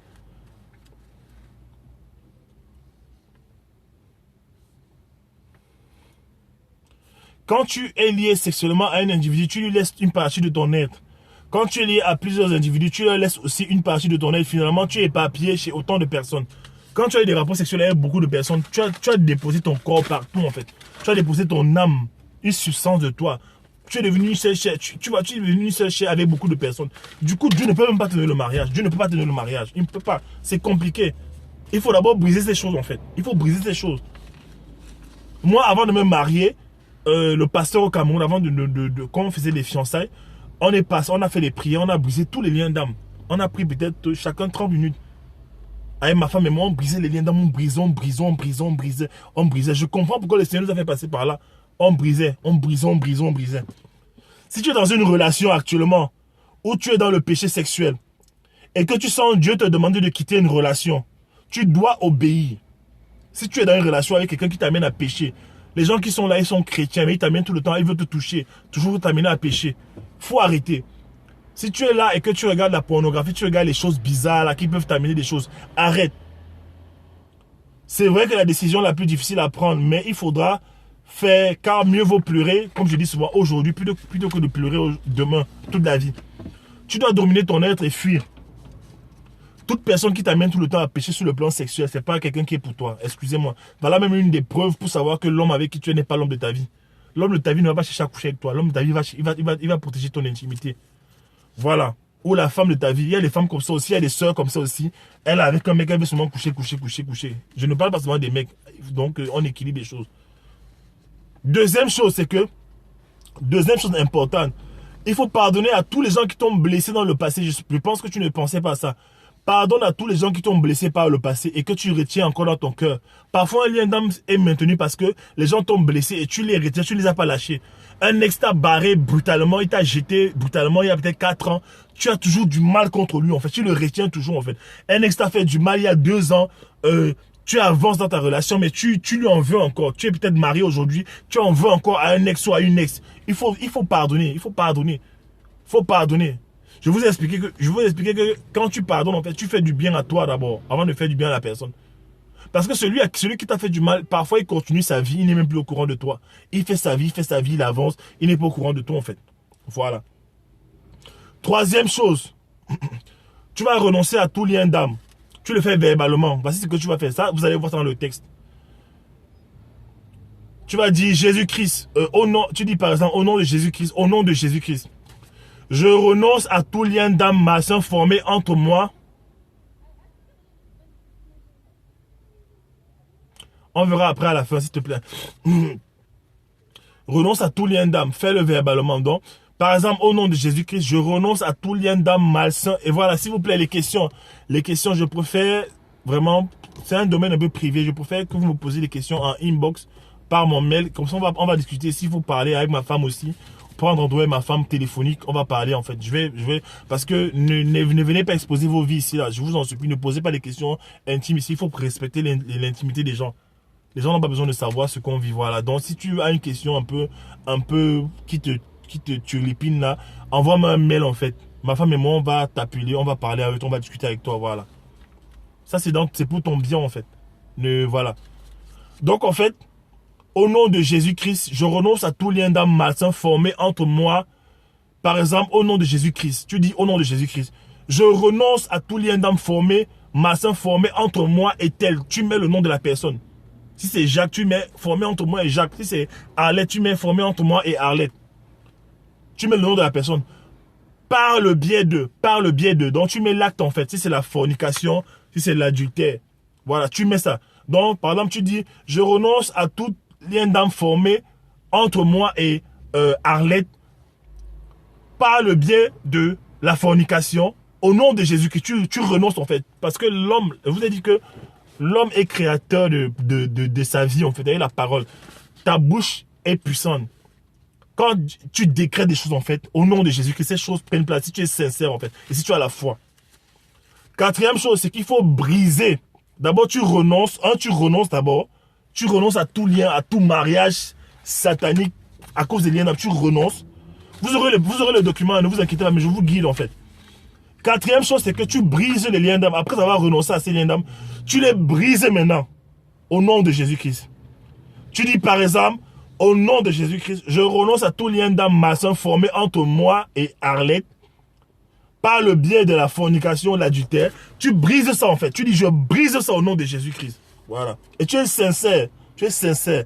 Et tu es sincère parce que tu ne veux plus jamais que ce soit mentionné dans ta vie. Tu veux changer de vie. Et Dieu va voir ton cœur. Voilà. Maintenant, si tu es une femme ou un homme qui a eu trop de relations, parce qu'il y a des gens comme ça là, qui ont eu trop de relations. Il y a des femmes qui sont sorties avec peut-être 50 hommes. Ça arrive. On n'est pas là. On est tous justifiés. Oh, Dieu ne condamne pas les gens, mais ça arrive. On a vu des situations comme ça là. C'est le passé. Dieu ne te condamne pas. La Bible dit que, voilà, toutes choses sont passées, toutes choses sont devenues nouvelles en fait. Voilà. Qu'est-ce que tu fais? Quand tu as eu beaucoup de relations et que tu ne te souviens pas, il y a les gens qui ont des rapports avec beaucoup de gens, ils ne se souviennent même plus des noms des gens, ils ont déjà oublié même parfois les visages. Si tu as eu un nombre incalculable de partenaires, englobe tout cela par la foi. Tu fais un package. Tu fais un packaging, tu mets pas la foi, tu mets tout ça dans un paquet, pas la foi. Tu dis, tu renonces et brises en considérant que toutes ces personnes, même celles, tu considères même les gens dont tu ne te souviens plus en fait. Je vous assure, cet enseignement, c'est très libérateur pour la destinée. Tu ne peux pas accomplir ta destinée si tu vis encore à ces choses. Le diable va te trouver en chemin, il va te frapper en fait. Ton âme a besoin d'être libérée en fait. Ça ne parle pas seulement du mariage, ça parle de la destinée. Donc en fait, tu mets tous ces gens dans un même package, dans un même paquet. Et tu dis au nom de Jésus-Christ, toute personne avec qui j'ai eu des rapports, Seigneur, Saint-Esprit, toute personne avec qui j'ai eu des rapports, Saint-Esprit, je brise tout lien d'âme entre eux et moi au nom de Jésus-Christ. Je renonce à tout mariage qui a été fait par mon ignorance, par cet acte de fornication, d'adultère avec ces gens. Tu détruis tout ça en fait. C'est une question de foi et Dieu honore la foi des hommes. Voilà. C'est Dieu qui m'a conduit pour faire ce truc en fait. Voilà, c'est Dieu qui m'a conduit pour faire ce truc. Je ne vois pas beaucoup de messages dessus en fait. Voilà. Tu dois prier pour prendre autorité sur les paroles de ta bouche. Voilà. Mais ça c'est la 5e étape. Je vous ai dit que parfois on a des liens d'âme parce qu'on a fait des vœux, n'est-ce pas? On a promis à tel qu'on va l'aimer toute sa vie. On est parti mettre son nom sur le pont des Arts à Paris. On a dit à la femme que je ne te quitterai jamais. Je t'aimerai toujours. Certains ont fait les pactes de sang. Je vous ai dit ça. Donc, 5e élément, c'est que tu dois prendre autorité sur les paroles de ta bouche, ce que tu as dit. Voici une prière. Père, je prends autorité sur toutes les paroles. Promesses. Je prends autorité sur toutes les paroles. Promesses, déclaration d'amour, vœux éternels que j'ai prononcés et qui m'ont lié aux gens dans mon passé. Et je les brise au nom de Jésus. Je les annule toutes au nom de Jésus-Christ. Tu vois un peu? Peut-être tu ne te souviens plus des paroles, mais tu décrètes et je déclare que dans l'atmosphère, comme il y a les paroles que tu as données spirituellement, tu les détruis, quel que soit le Saint-Esprit, la puissance du Saint-Esprit va détruire ces paroles en fait. Où que ces paroles soient. Le Saint-Esprit connaît tout, il est partout. Il va détruire ces paroles-là, où qu'elles soient dans l'univers, dans l'atmosphère, dans la stratosphère, sous les mers, sous les terres, tout ce que tu veux. Voilà. Tu détruis ça, même si dans le cœur de la personne qui t'attend, même si la parole est restée dans le cœur de la personne qui t'attend toujours, tu brises ça, tu libères aussi la personne. 6e chose, ça c'est très important, 6e chose, c'est pas la prière. Mais c'est un truc que les gens ne comprennent pas. Le diable, pour agir dans ta vie, il a besoin de points de contact. Est-ce que vous êtes là? Pour agir dans ta vie, le diable a besoin de points de contact. Il a besoin d'une chose, en fait, que tu as pour te toucher. Parfois, le diable te frappe parce que tu pêches. Débarrasse-toi de tout objet que ton ex t'a donné, qu'un garçon t'a donné. Tu es marié, tu as encore les photos de ton ex. Tu es marié, tu as encore les photos de ton ex. C'est quoi ça? Il y a des mariages comme ça, là, où dans la cave, la femme a encore un carton de photos de l'ex. Pourquoi tu fais ça en fait? Pourquoi tu fais ça? Tu gardes encore un parfum que ton ex t'a donné, une boucle d'oreille qui t'a donné, une bague. Parce que c'est en diamant. Et ça fait quoi? Tu dois jeter ça. Sinon, le diable a encore le droit d'agir dans ta vie. Ça veut dire que tu maintiens encore la personne. C'est spirituel tout ça, c'est spirituel. Vous savez que les démons entrent dans la maison des gens à travers les statuettes. Le Seigneur, un jour, chez moi, on avait les statuettes de... les trucs à chantier là chez nous, les trucs comme ça, les statuettes. Et un jour, je sentais dans mon esprit en fait qu'il fallait qu'on jette toutes nos statuettes, on mette dans la poubelle. Et je sentais ça dans mon esprit. Ma femme n'était pas d'accord parce qu'elle avait une affection, parce qu'elle avait acheté ça quand même cher. Qu'est-ce qui s'est passé? Une nuit, on a fait une veillée. Dieu nous a mis à prier dans la prière. On causait le pasteur Karambi. On regardait une prédication du pasteur Karambi toute la nuit. À un moment donné, il a dit, toutes les statuettes que vous avez chez vous, les statuettes là, ce sont des zones d'atterrissage des démons. Vous devez jeter toutes les statuettes en fait. Si tu ne savais pas ça là, sache que parfois tu es tourmenté dans ta maison parce qu'il y a des statuettes, il y a des tableaux parfois bizarres. Des statuettes qui attirent les démons. Les démons ont besoin de place, parfois les statuettes. Tu as des statuettes africaines bizarres comme ça là. Statuettes indiennes, les aigles, les oiseaux bizarres, les choses dans ta maison. Les statuettes bizarres comme ça, tu ne sais pas ce que c'est. Mais c'est les plateformes où les démons viennent se mettre pour agir. Parce que chez moi, parfois, je n'avais pas la paix. Je ne comprenais pas, il y avait quelque chose, une atmosphère bizarre. Je me souviens d'un frère, les frères de mon ancienne église sont allés, les points de contact, voilà. Ce sont les points de contact, voilà. On avait amené un frère, on était allé chez lui, des frères de l'église étaient allés chez lui pour causer avec lui en fait. Il avait un problème avec la séduction, les femmes, tout ça. Et quand on est arrivé chez lui en fait, le frère qui est prophète, il a vu que dans les statuettes qu'il avait, les œuvres d'art qu'il avait, il y avait des esprits bizarres en fait. Qu'est-ce qu'il a fait? Il a commencé à arracher. Le gars pleurait. Comment on arrache tes statuettes, tes choses? Tu pleures. Il criait. Il s'est fâché. Il pleurait. Non, c'est vrai. C'est vrai. Les gens sont ignorants tout simplement. Les gens sont ignorants. Les statuettes, moi je n'achèterai plus. Je n'achèterai plus les statuettes. Jamais. Tu mets les statuettes chez toi. Tu vois là, il y a des femmes qui mettent les statuettes de la fécondité. Ou alors tu mets les statuettes d'une femme nue. Les gens qui ont chez eux, les gens qui ont les sculptures des femmes nues là. Ça t'amène les esprits de perversion sexuelle. C'est le sexe en fait, tout le temps chez vous. C'est ça. Les gens qui ont même les posters, ces choses en fait. C'est pas innocent. Voilà. Donc débarrasse-toi de tout objet, tout cadeau, tout parfum, toute lingerie offerte par ces gens, par quelqu'un de ton passé. Quand tu es marié à une personne en fait, tu ne dois pas avoir dans ta maison les choses de ton ex. Non, attendez, il faut qu'on soit d'accord, il faut arrêter ça. Même si tu as donné une voiture, tu vends ça. Il t'a donné une voiture, même si tu as donné une Mercedes, une Porsche Cayenne, je suis désolé, tu vas remettre la Porsche Cayenne là. Ou tu es avec ton mari, ou tu n'es pas avec ton mari. Il faut arrêter ça. Parce qu'il y a des soeurs qui ne comprennent pas souvent. Tu leur expliques, elles commencent à discuter, toujours à cause du matériel. C'est là où on voit où est ton cœur. Et c'est là où on voit si tu honores ton mari. Il faut arrêter ça. Il y a des gens, voilà. Il y a des gens, voilà. Je sais pas, peut-être tu vends, si le Seigneur te convient de vendre, mais tu libères ça. Voilà. Ou peut-être tu rends à la personne. Tu jettes. Voilà. Voilà. Je connais une soeur comme ça là qui a dû se débarrasser de sa voiture. Pourquoi? Parce que la voiture là avait beaucoup. Écoutez, hein. La voiture là avait un passé brutal en fait. La voiture avait un passé brutal parce que dans la voiture là, il y a eu des choses qui sont passées dans la voiture en fait. Avec son ex, des choses bizarres. Voilà. À un moment donné, la voiture a commencé à créer des problèmes dans sa vie. Elle a dû se débarrasser de ça, en fait. Voilà. Donc, débarrasse-toi de tout objet, tout cadeau, tout parfum, toute lingerie offerte par ces personnes. Le point ici, c'est d'éliminer systématiquement toute chose qui pourrait te rappeler même de la personne ou qui pourrait être un point de contact sentimental avec la personne. Hein? On dit quoi? Que si l'ennemi à l'intérieur de toi n'existe pas, l'ennemi qui est à l'extérieur de toi ne peut rien te faire. Si l'ennemi à l'intérieur de toi n'existe pas, l'ennemi qui est à l'extérieur de toi ne peut rien te faire. Vous voyez la bataille de Troie, comment est-ce qu'on a assiégé la ville fortifiée? Comment est-ce qu'on a assiégé? Il y avait un cheval de Troie à l'intérieur de la ville, avec des gens qui étaient à l'intérieur, donc ils avaient l'ennemi avec eux, mais ils ne savaient pas. Parfois tu as l'ennemi dans ta maison, tu combats le diable alors que dans ta maison, il y a l'ennemi. Va fouiller dans tes caves. Est-ce que tu gardes des photos de tes ex? Hein? C'est vrai, vous avez passé de bons moments. Bénis Dieu pour ça. Mais bon, ils t'ont appris quelque chose. Allez, c'est le passé. Toutes choses sont passées. Il vient maintenant, rien à moi. Voilà. Voilà. Quand l'ennemi arrive à te toucher tout le temps, c'est que tu as fait quelque chose. Tu ouvres la porte. Il y a les gens qui sont attaqués la nuit par les démons parce qu'ils sont là, ils regardent la pornographie. Les gens qui sont attaqués la nuit parce qu'ils ont regardé les magazines. Je vous donne un exemple. Un jour, j'étais à Gare du Nord. C'était en 2009. Pardon. J'étais à Gare du Nord. Et j'ai vu un magazine de basket au kiosque de basket, au magazine de basket. C'était suivi des grandes lignes. J'ai vu un magazine de basket qui m'a intéressé, comme je fais du basket. Alors j'ai commencé à lire. Et je lisais le magazine, vous voyez. Et je suis tombé sur une page. On parlait de, je crois, Kobe Bryant. Après j'ai passé la page, j'ai vu une page, il y avait une femme, une basketteuse, mais qui avait son derrière, en fait, elle était en string. Donc, elle avait ses fesses en fait, excusez-moi l'expression, son postérieur. Elle était en string avec une balle de basket.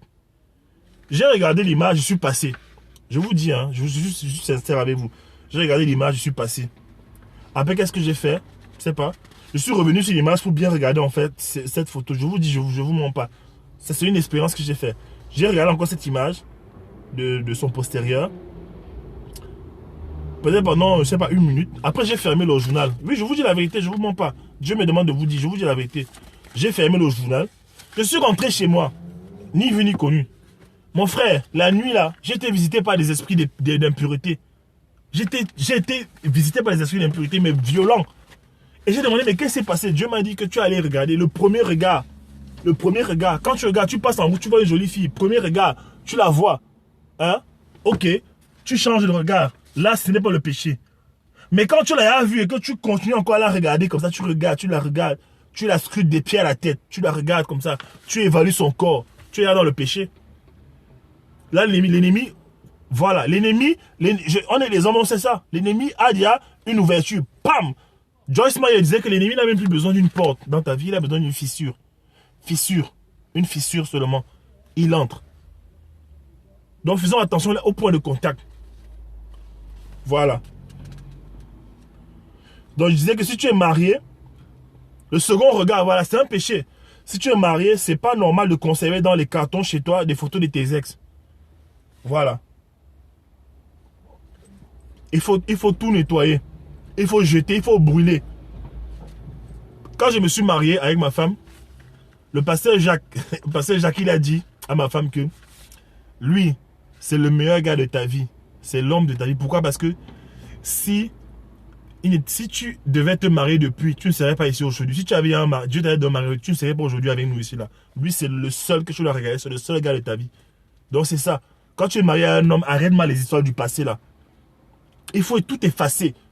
Moi, je ne suis même pas d'accord avec des histoires d'être ami sur Facebook avec son ex. Moi, je suis dans la tolérance zéro à ce niveau. En fait, je suis tolérance zéro. Zéro. Il y a des gens qui sont là, ils maintiennent les contacts avec les ex, c'est un ami. Mais qu'est-ce que tu sais? Si un jour tu passes à une mauvaise phase de ta vie, tu passes dans une situation brutale avec ton mari, parce que ça arrive. Jésus a dit que vous connaîtrez des tribulations sur la terre, vous qui êtes mariés.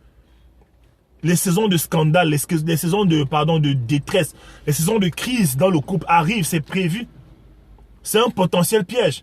Surtout les ex avec qui vous n'avez pas fini la relation brutalement. On t'a dit, vous êtes là, bon, le fait de changer de pays, ça vous a séparé, la vie vous a séparé comme ça, et un sentiment de non-accomplissement, un sentiment chacun est resté sur sa faim.